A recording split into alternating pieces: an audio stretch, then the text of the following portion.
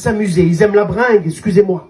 Mais c'est comme ça. Et l'enfant, le jeune homme va être élevé. À l'âge de 12 ans, son père va le prendre avec ses cousins, avec ses oncles, et il va lui dire, voilà, cette année, tu as 12 ans, tu vas venir avec nous.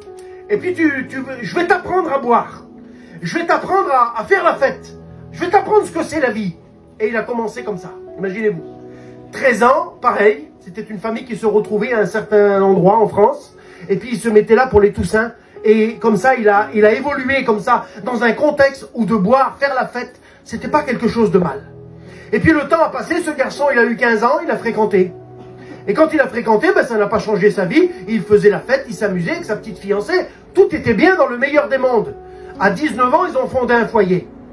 À l'âge de 19 ans, malgré qu'il était marié avec des nouvelles responsabilités, pour lui, c'était toujours la fête. Il partait des jours. Et sa femme, malgré qu'il aimait sa femme, mais ça n'a pas changé sa vie. Il continuait à boire et à faire la fête. Ils ont eu 2 beaux petits-enfants. Malgré qu'il avait des enfants, cet homme-là n'a jamais voulu changer parce que pour lui, il faisait rien de mal. Et il avait des copains aux 4 coins de la France et c'était quelqu'un qui aimait s'amuser et faire la fête. Sauf que quand on est marié avec des enfants et qu'on a des responsabilités, c'est bien beau de dire à quelqu'un « je t'aime » si je fais pas ce qu'il faut. Vous comprenez, hein, c'est important le mot que je dis là. Ben malgré qu'il aimait sa femme, qu'il aimait ses enfants, il partait pendant des jours et il faisait comme bon lui semblait. Ça fait que le foyer partait à la dérive. À un moment donné, ils ont fait le point, ils se sont quittés plusieurs fois, puis repris. Et puis à un moment donné, ils en ont eu marre, et surtout elle, la femme en a eu marre. Elle a dit, écoute, j'ai compris que tu ne changeras jamais, alors écoute, tu vas rester de ton côté et moi du mien, et il vaut mieux qu'on se sépare. Alors ce garçon a dit, écoute, on va poser des conditions.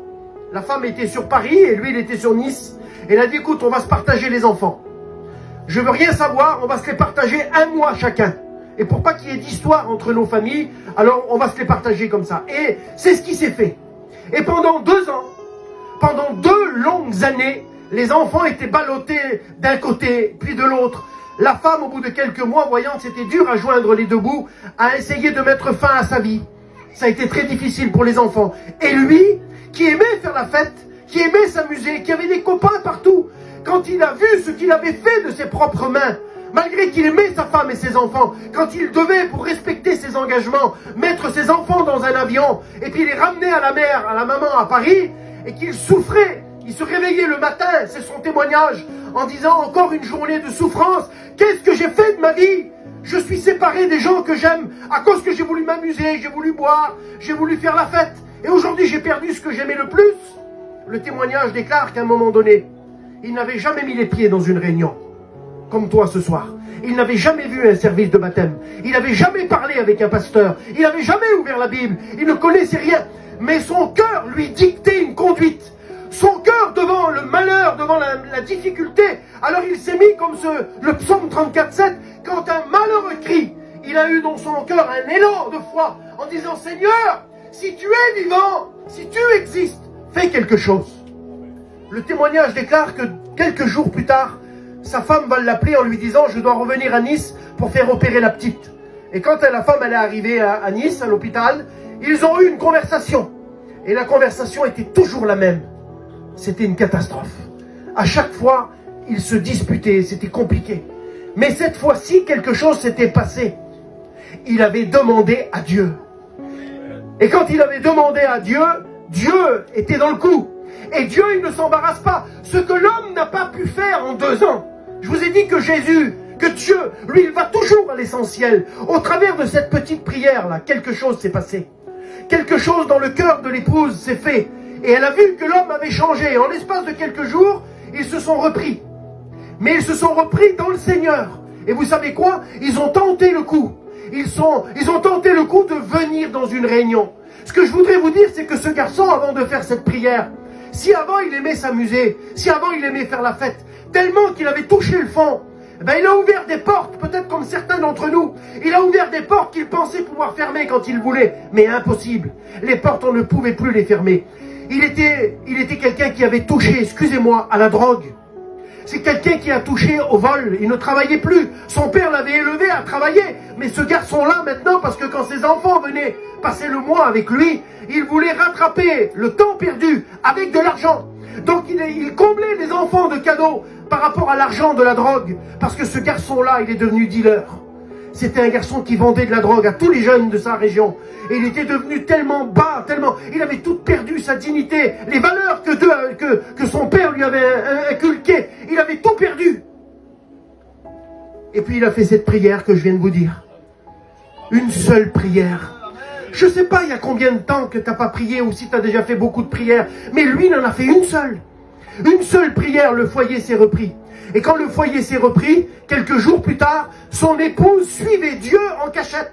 Depuis des années, elle aimait Dieu. Mais lui ne supportait pas un cantique. Lui ne supportait pas un chrétien. Quand parfois ils arrivaient, ils partaient l'été avec les caravanes, qu'il arrivait sur une place, et puis qu'il voyait des chrétiens ou une femme qui écoutait des cantiques, il prenait son camping et il allait se mettre de l'autre côté de la place. Et il disait à sa femme, je te préviens, si tu approches cette caravane, ça va très mal se passer. Mais elle, Dieu avait déposé quelque chose dans son cœur. Et quand ils se sont repris, tout de suite, quelque chose a grandi dans son cœur et elle a décidé de vouloir se faire baptiser. Donc ils ont été trouver les pasteurs ont accepté de baptiser la femme. Pour lui, à sa façon d'expliquer, c'était trop tôt encore. Les frères lui ont demandé, et toi? Et lui, il a dit, moi c'est trop tôt parce que ma famille ne connaît pas l'évangile, je dois attendre encore un petit peu. Mais vous savez quoi?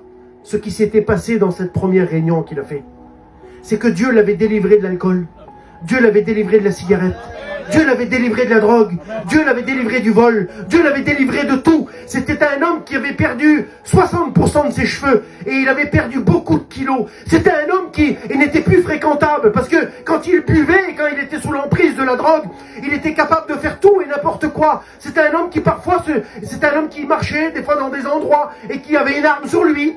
Des fois, il se réveillait le matin, il était en sang du pied à la tête et il ne savait pas ce qu'il avait fait la veille. Mais là, en une seule réunion, Dieu a fait de lui un chrétien. Ils se sont repris et quand il est arrivé pour la première fois dans un culte, où c'est que l'après-midi, sa femme devait passer par les eaux du baptême, vous savez ce qu'il a fait? Je vous mets en garde ce soir. Faites bien attention à la prière que vous allez faire. Il a dit, Seigneur, je vais tenter une deuxième prière. La première, tu m'as redonné mon foyer. Qu'est-ce que tu peux faire à la deuxième? Il a dit, j'ai écouté parler de prophétie. Il paraît que tu es capable de parler dans la bouche d'une autre personne. Alors il dit, je suis là, ce matin, parle-moi. Et il y avait le service de baptême l'après-midi de son épouse.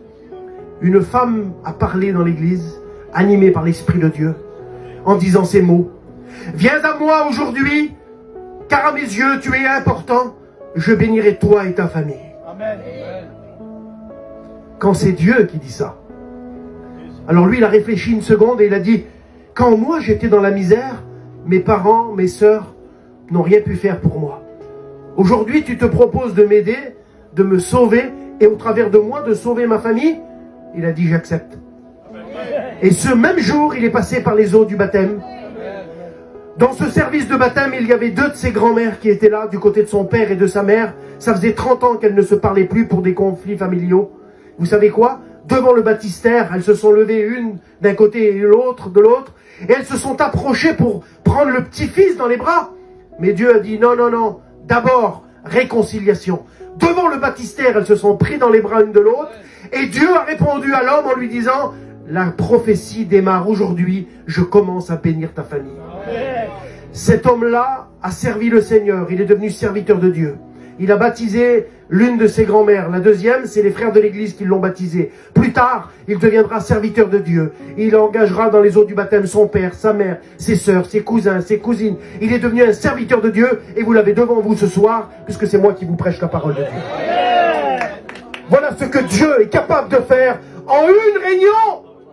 Alors ne venez pas me dire à moi, toi qui as un foyer brisé, que ton mari est dans la drogue jusqu'au cou, ou qui vole tous les jours, viens pas me dire à moi que ce n'est pas possible que ce soir Dieu fasse de ton foyer un foyer chrétien.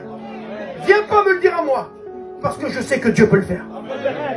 Tous les garçons qui sont là ce soir, ils auraient pu témoigner. On est issus de la même direction, on est issus de la même vie. On ne pouvait pas miser sur nous, on avait tout loupé.